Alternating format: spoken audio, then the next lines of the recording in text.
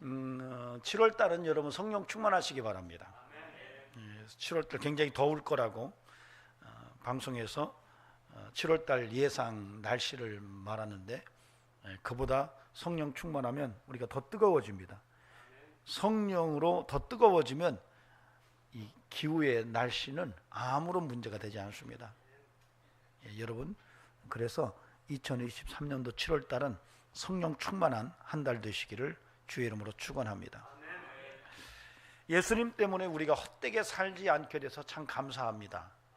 만약에 예수님을 만나지 못했더라면 평생 산 것이 헛된 것이라고 마지막 하나님께서 우리의 인생을 평가하실 것입니다. 감사하게도 예수님 때문에 우리의 인생은 의미 있게 됐고, 예수님 때문에 결코 헛되지 않은 그런 인생이 되었어요.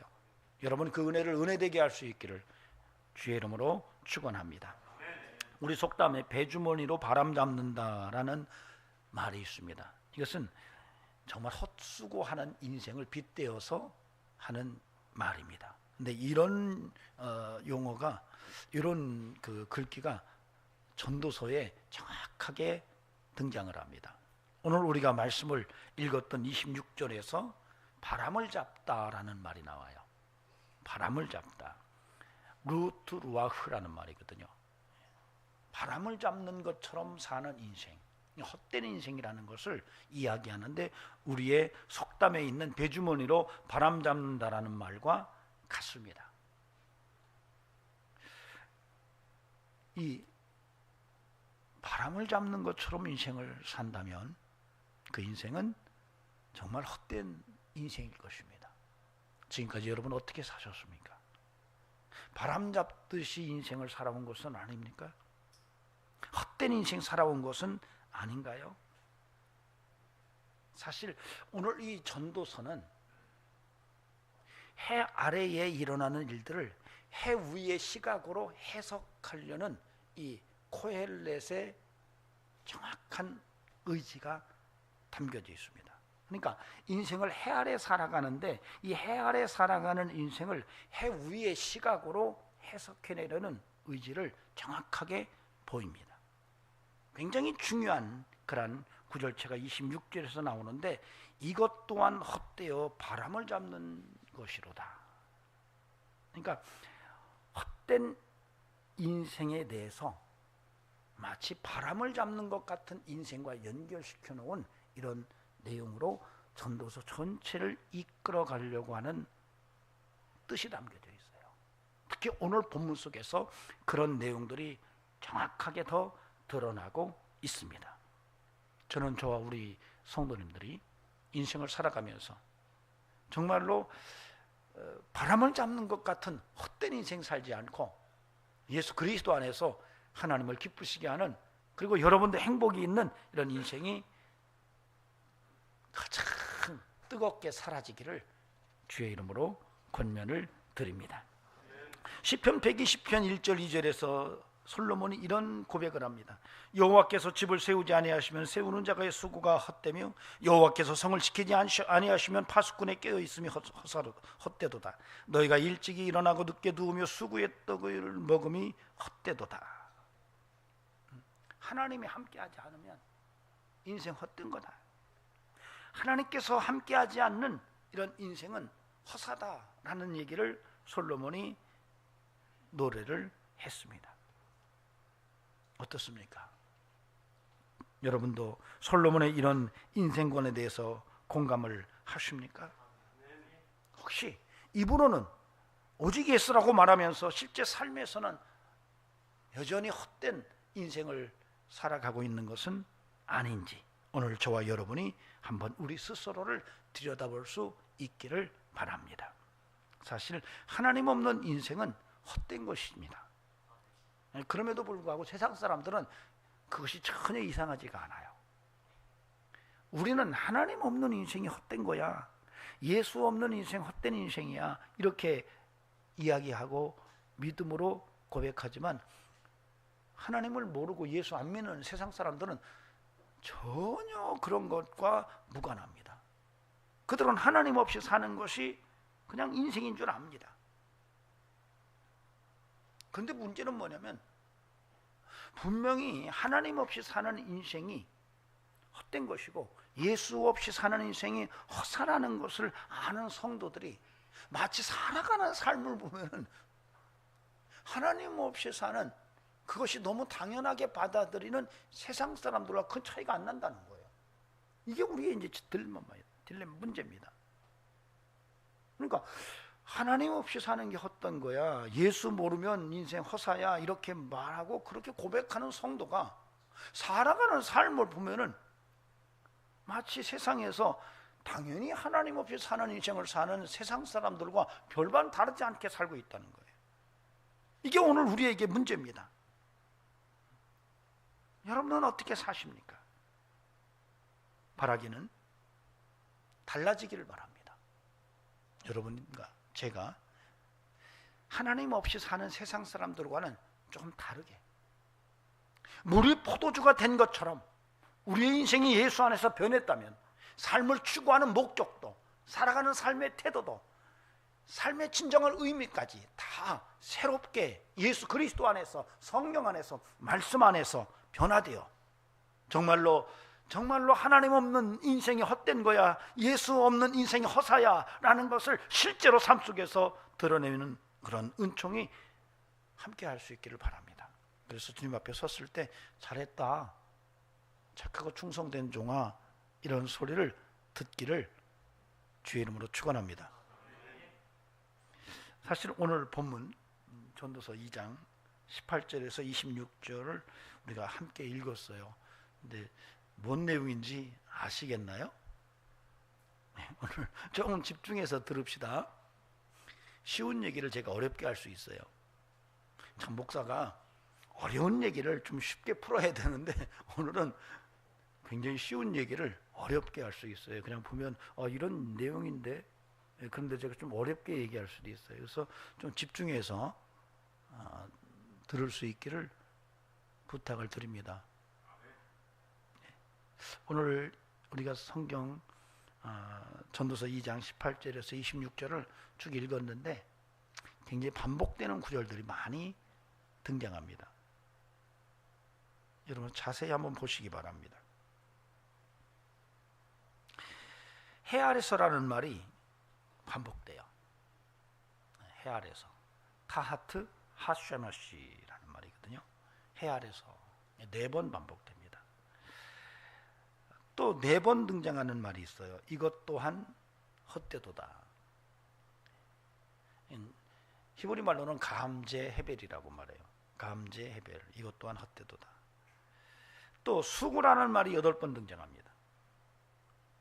사실 이렇게 반복적으로 등장하는 용어를 언어적으로 조합을 하면 사실 해 아래 이 또한 헛수고라는 문장을 만들어낼 수가 있어요.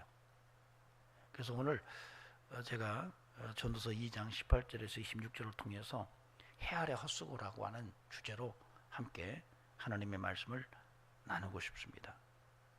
그런 이유는 여러분과 저의 인생이 앞으로도 헛수고가 아니기를 간절히 소망하면서 함께 말씀을 나누고 싶은 것입니다. 오늘 본문은 4개의 단락으로 나눠질 수가 있어요. 그렇게 나누는 이유가 있습니다. 이것 또한 헛되도다가 4번 나와요. 감제 헤벨이라는 이 또한 헛되도다라고 하는 이 관용구를 중심으로 해서 문장을 4수로 나누면 첫 번째 단락은 18절 19절입니다. 내가 해 아래서 내가 한 모든 수고를 미워하였노니 이는 내 뒤를 이으리에게 남겨주게 됨이라. 그 사람이 지혜자일지 우매자일지야 누가 알려마는 내가 해 아래서 내 지혜를 다하여 수고한 모든 결과를 그가 다 관리하리니 이것도 헛되도다. 이게 한 문장이 끝납니다. 두 번째 단락은 20절에서 21절입니다.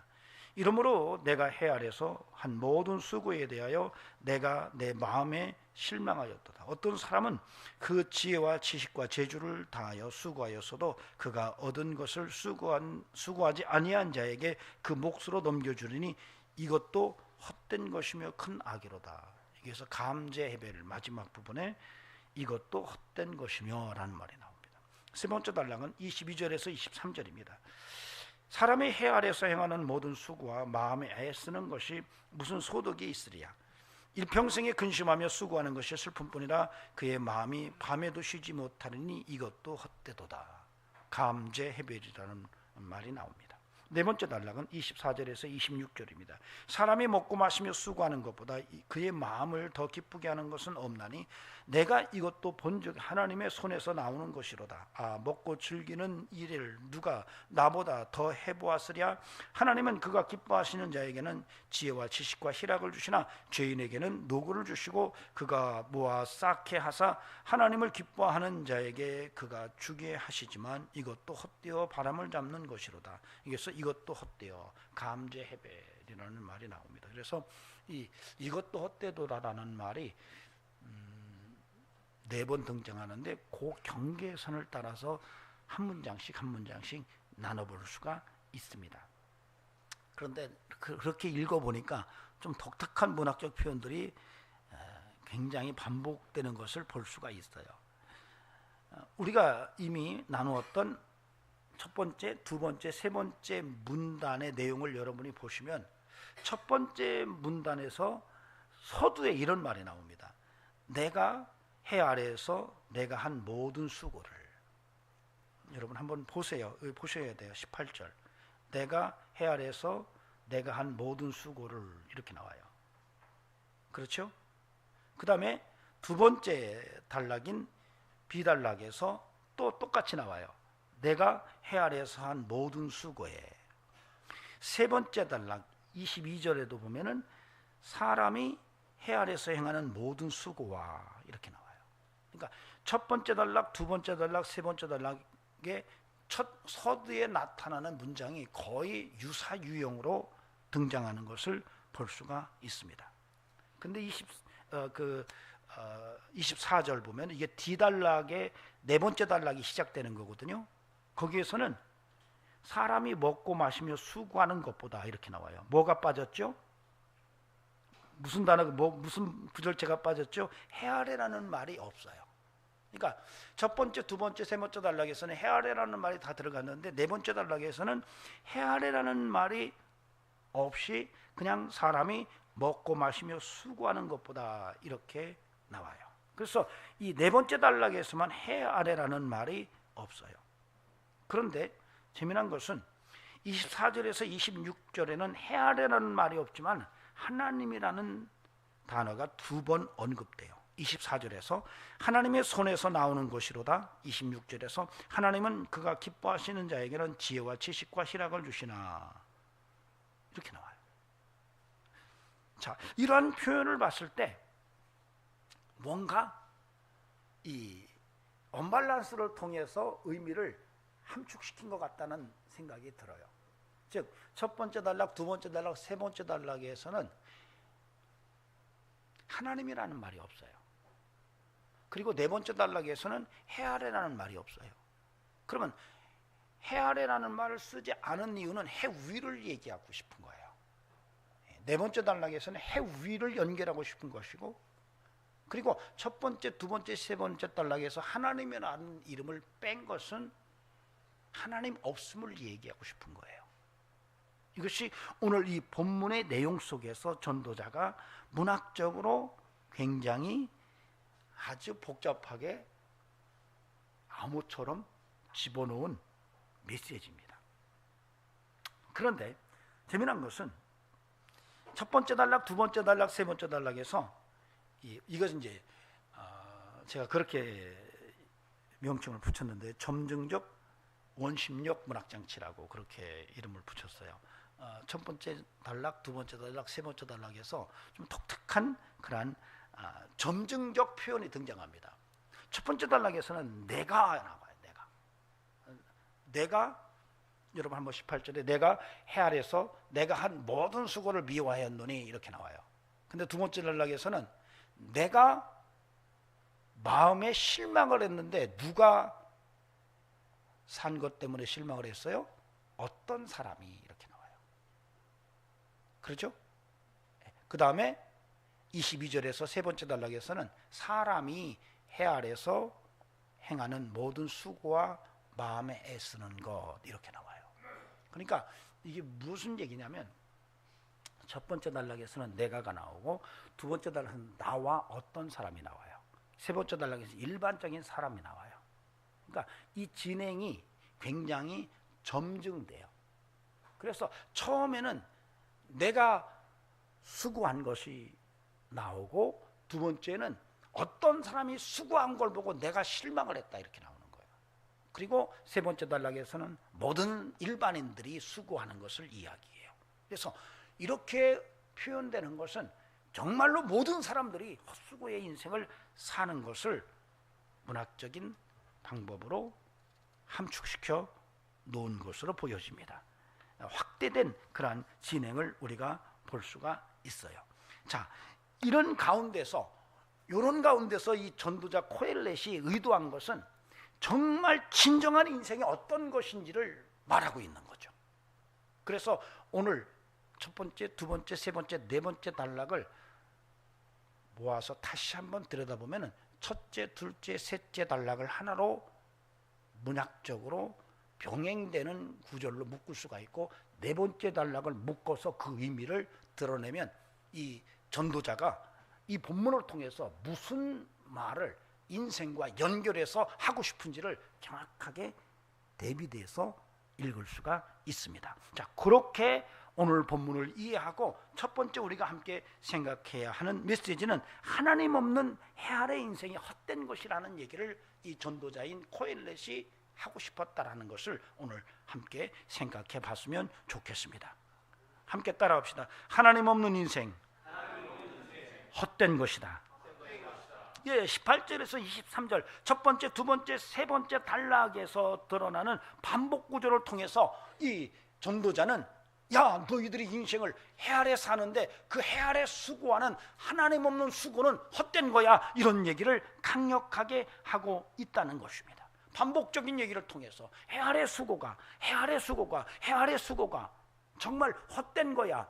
그런데 거기 하나님이라는 이름이 들어가지가 않았어요. 즉 다시 말하면 전도자는 하나님 없는 해 아래 수고는 그 어떤 것이든지 그것은 헛된 인생이라는 것을 이야기하고 있는 것입니다. 저는 우리 사랑하는 성도들의 삶 속에서 정말로 하나님 없는 인생이 헛되다는 것을 오늘 다시 한번 마음속에 좀 깊숙하게 심어 놓을 수 있기를 간곡히 부탁을 드립니다.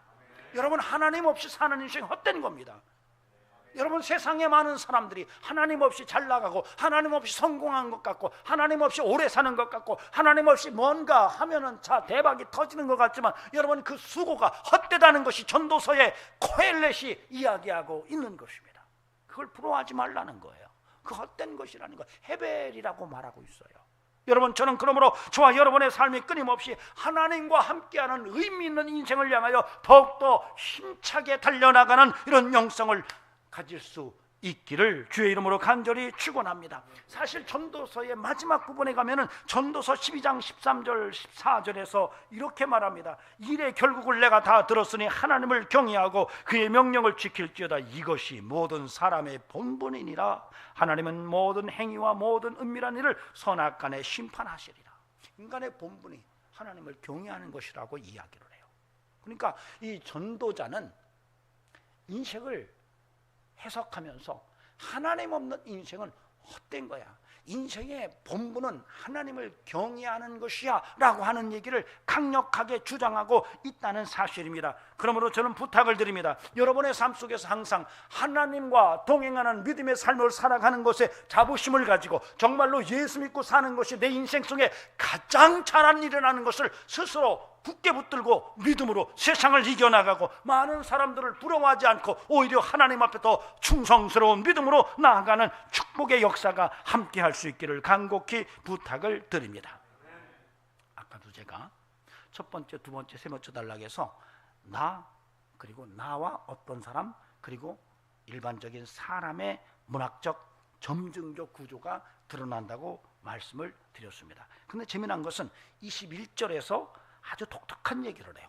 21절 보시기 바랍니다. 어떤 사람이 그 지혜와 지식과 재주를 다하여 수고하였어도 그가 얻은 것을 수고하지 아니한 자에게 그 몫으로 넘겨주리니 이것도 헛된 것이며 큰 악이로다. 이렇게 얘기했어요. 이 꼬리를 딱 붙여놨어요. 큰 악이로다. 즉 다시 말하면 하나님 없이 인생을 수고하고 사는 그 자체가 헛된 것일 뿐만 아니라 악이다, 이렇게 얘기하는 거예요. 전도자는 정확하게 얘기합니다. 하나님 없이 인생을 수고롭게 사는 자체가 악이야, 너희들이 그걸 알아? 이렇게 묻고 있는 거예요. 여러분, 이걸 우리가 놓치면 안 되는 것입니다. 여러분, 우리가 인생을 살아가면서 하나님 없이 인생을 내 마음대로 살아가고 내 것인 줄로 알고 그거 번성하고 정말 대박나고 이렇게 사는데 그 자체가 악이라고 정의를 하고 있다는 것이죠. 예수 없이 사는데 잘 나가요. 여러분, 그 잘 나가는 것만큼 여러분, 그 사람은 인생에 부담을 지고 있는 겁니다. 감사하게도 저와 여러분이 예수로 삽니다. 하나님과 함께 삽니다. 잘 되시기 바랍니다. 절대 헛수고가 아닐 것입니다. 전 저와 여러분의 삶 속에 그런 은총이 충만하기를 간곡히 부탁을 드립니다. 예수님 자리로 삽시다. 아멘.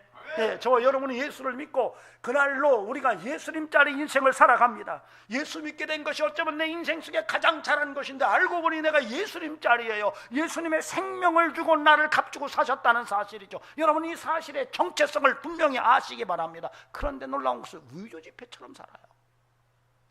우리가 인생을 예수님 자리라는 정체성을 확인했는데도 불구하고 삶을 들여다보면 예수님 자리가 아니라 위조지폐같이 살아요. 어디 내놔도 통용될 수가 없는, 많은 사람들이 보고 기겁하고 놀라는 이런 인생을 믿음의 성도 예수님 자리에 살아가고 있는 삶의 모습을 보게 됐을 때 정말로 안타깝지 않을 수가 없다는 것이죠.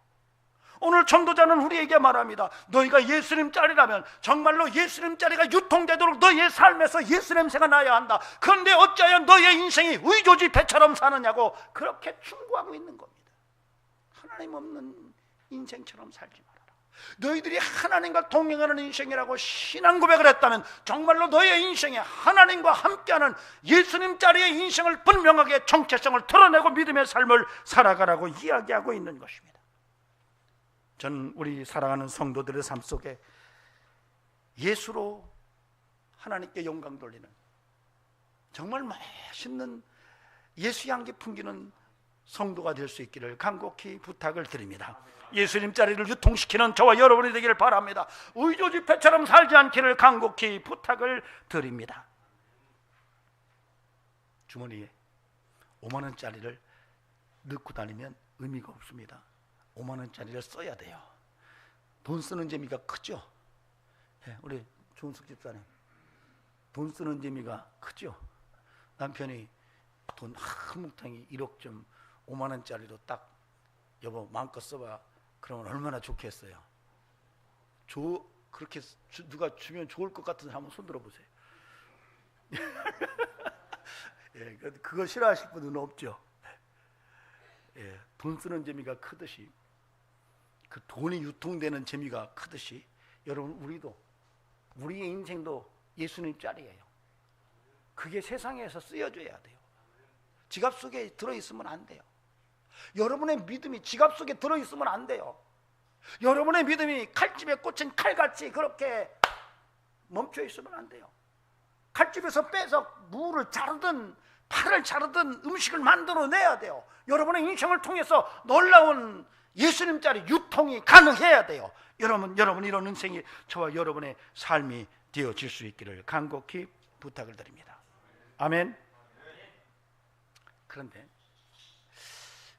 오늘 우리가 첫 번째, 두 번째, 세 번째 단락에서 내용을 가만히 보니까 중요한 얘기를 이 전도자가 하고 있어요. 뭐냐면 다음 세대에 뭔가를 주려고 하는데, 우리가 인생을 살아가면서 내가 사는 동안에 나를 위해서 열심히 수고하는 것도 거참 힘든 일인데 어떻게 된 일인지 다음 세대에게 줄 것까지 걱정해가지고 막 남겨놨는데, 그 남겨놓고 간 것을 그 다음 사람이 지혜자일지 우매자일지 어떻게 안 하는 거예요. 이거 알 수가 없다. 다음 세대에게 넘겨줬을 때 과연 그것이 온전하겠느냐, 이 말을 반복해요. 이게 무슨 얘기일까요? 여러분, 전도자는 굉장히 중요한 메시지를 우리에게 전하고 있습니다. 너희가 받은 너의 인생은 너희 때 다 쓰고 가라는 거예요. 너희가 받은 너의 인생값은, 너희가 하나님께 은혜로 받은 인생값은 너희 때에 다 쓰고 가야지 남겨주려고 또 수고하고 그런 짓을 하지 말라는 거예요.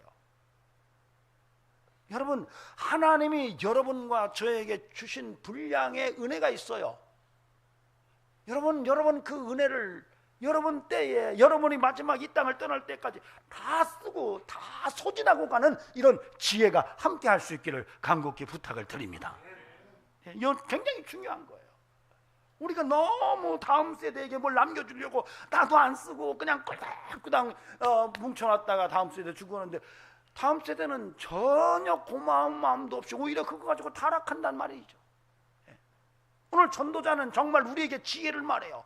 너희가 하나님께서 주셔서 받은 은혜가 있다면 그 은혜를 너희 때에 다 쓰고 가라. 남겨놓고 가지 말아라. 최선으로 다 써라. 이렇게 얘기를 하는 거예요. 우리가 이제 한국의 슈바이처라고 말하는 장기료 박사 얘기를 들을 때마다 좀 숙연해져요. 6.25 때 부산에 정착을 하게 되고 북한에서 공부하고 북한에서 의사 하시다가 내려오셨어요. 재미난 얘기 많죠. 이분이 평생 의사면 정말 명의 중에 명의거든요. 그러면 남부럽지 않게 먹고 입고 마시며 살 수 있는 이런 분인데 집 한 채 없었어요. 그냥 병원 옥탑방에 살았어요.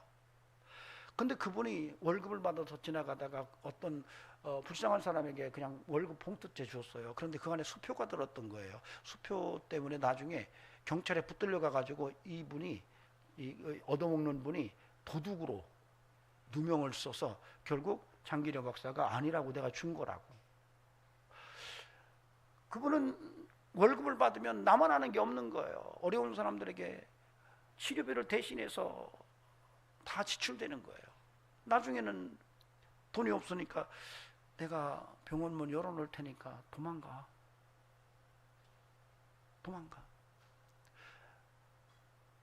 평생 다 그렇게 살았어요. 마지막 제자들에게 내가 죽으면 비석 하나 세워달라. 어떤 제자가 와서 흉상을 만들겠다고 할 때 호통을 쳤다고 그래요. 그냥 비석 하나면 된다. 거기에 이렇게 써다오. 주를 위해서 살다 간 사람이라고. 주를 위해서 살다 간 사람이라고. 그분 남긴 거 아무것도 없어요. 자기가 받은 하나님의 은혜를 다 쓰고 갔어요. 여러분, 오늘 그리스도인들의 삶의 모습이 어쩌면 그런 은혜를, 하나님께 받은 은혜를 결코 은혜되게 하는 인생을 살아야지, 은혜를 은혜되게 하지 못하고 자기에게 주어진 하나님의 은혜를 다 쓰지 못하고 그대로 남겨두고 간다면 인생 헛수고라는 거예요. 부탁을 드립니다.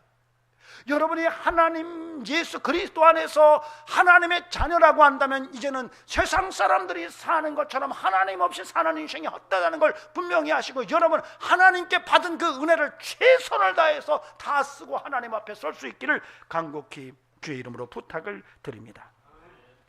오늘 두 번째로, 네 번째 단락 속에서 우리는 하나님의 메시지, 하나님의 음성을 들을 수가 있습니다. 24절에서 26절입니다. 사람이 먹고 마시며 수고하는 것보다 그 마음을 더 기쁘게 하는 것이 없나니 내가 이것도 본즉 하나님의 손에서 나오는 것이로다. 먹고 즐기는 일을 누가 나보다 더 해보았으랴. 하나님은 그가 기뻐하시는 자에게는 지식과 지혜와 희락을 주시나 죄인에게는 노고를 주시고 그가 모아 쌓게 하사 사람을 기뻐하는 자에게 그가 주게 하시지만 이것도 헛되어 바람을 잡는 것이로다. 사실 이 본문을 읽어도 연결이 어떻게 되는지 좀 혼란스럽습니다. 사실 그래서 이 본문은 본문은 특히 26절을 조금 재번역을 할 필요가 있어요. 뭐 재번역이라고까지는 그렇고 자꾸 수정을 조금 달리할 필요가 있습니다. 여러분 26절을 보시기 바랍니다. 이 구절을 잘 읽어야 전체 내용을 이해하는데 어렵지가 않습니다. 하나님은 그가 기뻐하시는 자에게는 지혜와 지식과 희락을 주시나 죄인에게는 노고를 주시고 그가 모아 쌓게 하사 하나님을 기뻐하시는 자에게 그가 주게 하시지만 이것도 헛되어 바람을 잡는 것이로다. 이것도 헛되어 바람을 잡는 것이로다라는 것을 어디에다가 연결할지가 고민스럽도록 번역을 해놨어요. 이걸 약간 의미를 자꾸 수정을 한다면 하시지만을 바꿀 필요가 있어요. 하심으로로. 그렇게 바꿔서 번역을 하면 이렇게 읽을 수가 있습니다. 하나님은 그가 기뻐하시는 자에게는 지혜와 지식과 희락을 주시나 죄인에게는 노고를 주시고 그가 모아 쌓게 하사 하나님을 기뻐하는 자에게 그가 주게 하심으로 이것도 헛되어 바람을 잡는 것이로다. 즉 다시 말하면 죄인의 수고가 헛되다는 거예요.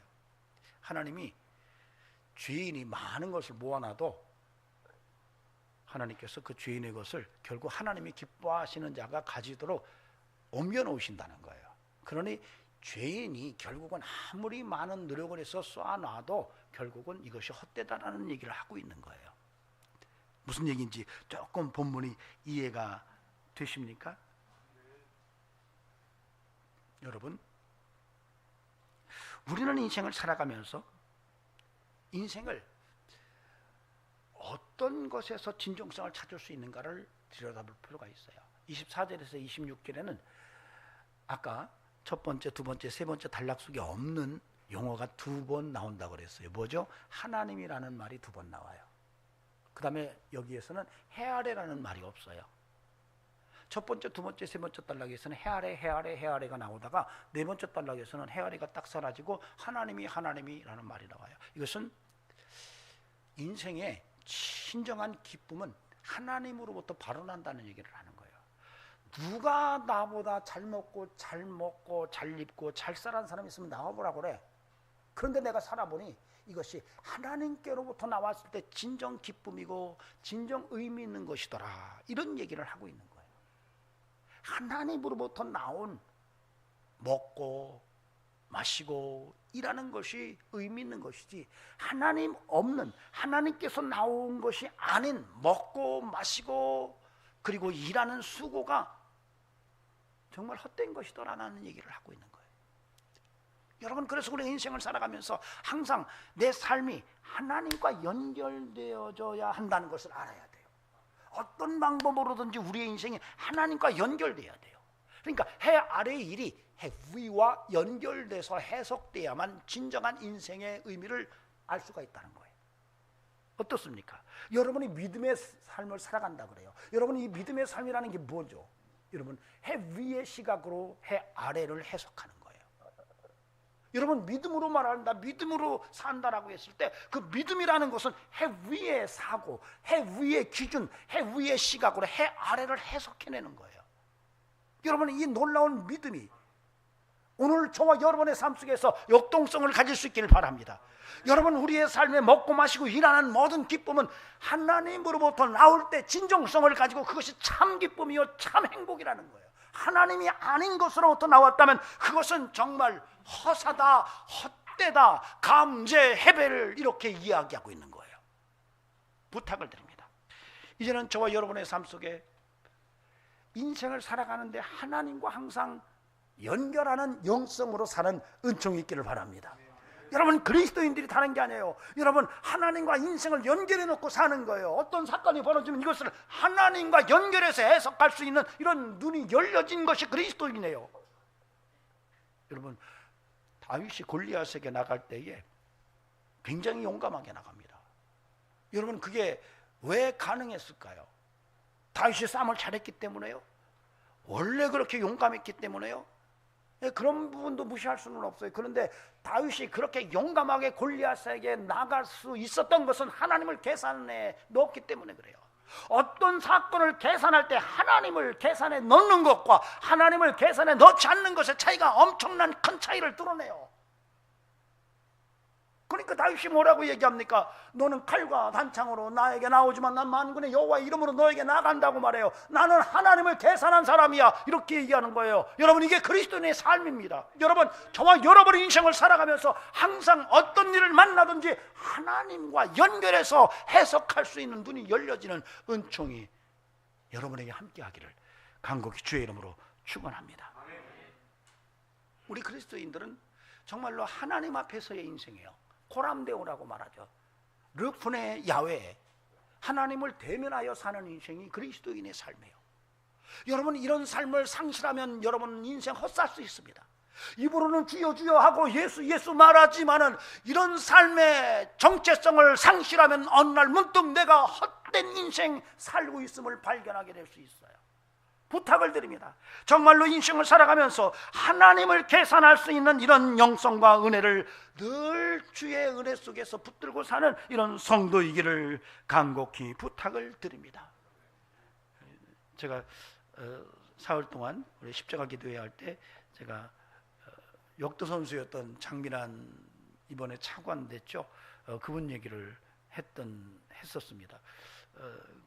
굉장히 괜찮은 분이랍니다. 믿음이 괜찮대요. 근데 믿음만 괜찮은 게 아니라 삶도 괜찮답니다. 그분이 간증을 하는 걸 누가 영상으로 보내줘서 짧게 본 적이 있습니다. 최악의 단점을 최고의 장점 되게 하신 하나님이라고. 여러분, 역도를 시작했어요. 여자 학생이, 여학생이. 그러면 왜 역도를 시작했을까요? 네? 힘이 좋았든지 아니면 왜 역도를 시작했을까? 이뻐서, 날씬하고 이뻐서. 2번 뚱뚱하고 힘만 세고 정말 다이어트가 꼭 필요해서. 3번 나는 모르겠습니다, 목사님. 몇 번 같아요? 2번이에요. 제가 중학생이 굉장히 이렇게 살이 막 비만이니까 누가 그러더라고요. 제 역도 시켜야 되겠네 그러더라고요. 그러니까 장민환이 그런 거였어요. 뚱뚱하고 정말 살이 굉장히 많이 찌고 힘만 좋고. 그러니까 다이어트 하라고 엄마가 그러니까 화가 나가지고 역도를 시작했대요. 나중에 고백하는 거예요. 그렇게 최악의 단점을 하나님이 최고의 장점으로 만드셨다라고. 여러분, 그래서 이 장민환 씨가 선수촌에 들어가면 끊임없이 예수 준 거였대요. 그래서 이 장민환 씨를 통해서 예수 믿는 사람이 생각보다 많답니다. 여러분, 그분이 뭐라고 얘기하냐면 역도는 결국 들어 올려야 되는 거라. 인생도 결국 들어 올려야 되는 거라는 거예요. 여러분, 여러분의 인생을 들어 올리시기 바랍니다. 아르키메데한 포인트라는 게 있어요. 아르키메데스가 지렛대 원리를 설명하면서 나에게 지구밖에 점을 하나 다오. 그러면 내가 지구를 들겠다라고 말했어요. 어쩌면 이 아르키메데한 포인트는 예수 그리스도일 수 있어요. 우리가 인생을 살아가면서 예수 그리스도를 통해서 우리의 인생을 들어야 돼요. 아무리 인생이 힘겹고 아무리 인생이 무겁고 아무리 인생이 정말 처참해도 예수를 통해서 들어 올릴 수 있어야 돼요. 여러분, 들어 올리시기 바랍니다. 하나님을 계산하십시오. 여러분, 지금 인생을 살아가면서 정말로 사망의 음침한 골짜기를 다니는 것 같은 인생이라 할지라도 여러분, 하나님을 계산하면 여러분 그 사망의 음침한 골짜기가 결코 사망의 음침한 골짜기가 아니라 나를 새롭게 만드는 하나님의 영광로라고 생각할 수 있다는 것이죠. 여러분, 저와 여러분의 삶 속에서 끊임없이 이제는 하나님을 계산하고 나의 단점까지도 최고의 장점으로 만드시는 그 놀라운 십자가의 능력을 힘입고 부활의 권세를 힘입고 승리의 삶을 만들어가는 영성이 함께하기를 간곡히 부탁을 드립니다.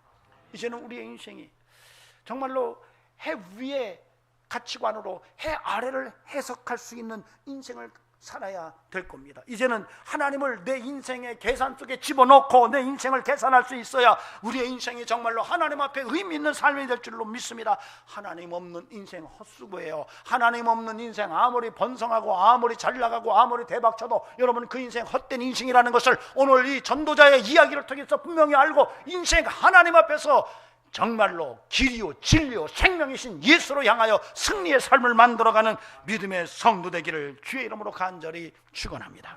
기도하시겠습니다.